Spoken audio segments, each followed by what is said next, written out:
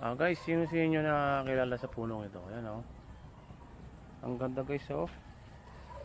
Kung mapapansin nyo guys, nakakabighani rin yung mga bulaklak ito guys oh. Ayan oh.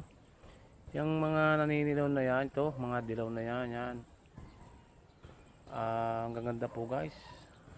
Kung mapapansin nyo. Ayan oh. Siya po ay kahawig ng saluyot. Alam nyo ba yung halaman saluyot? Yung gulay din po siya.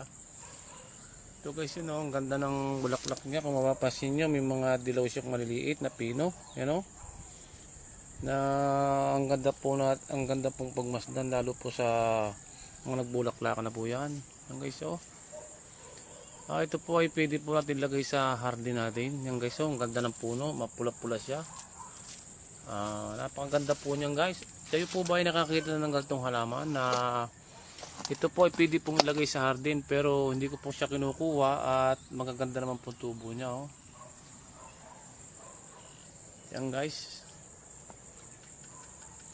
Ay ako po ay minapansin na rito na sa isang lugar na ginagawa po nila tong isang hardin sa halamanan guys. Ang ganda.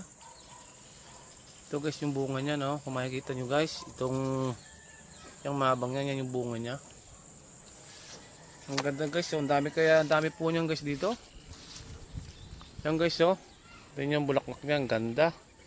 Sa mga hilig po magplantita dyan, siguro man po maganda po ito sa gawing halaman.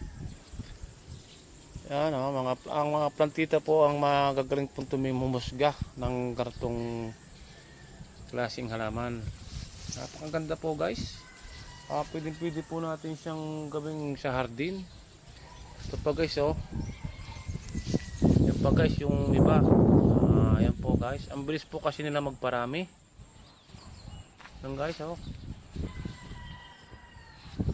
Ang bilis po guys nila magparami ng lahi. Yan oh guys. Paano guys, kung nagustuhan nyo yung aking video, makikipalo-in siya na lang po guys. Thank you po. Maraming salamat. Thank you. God bless po sa lahat.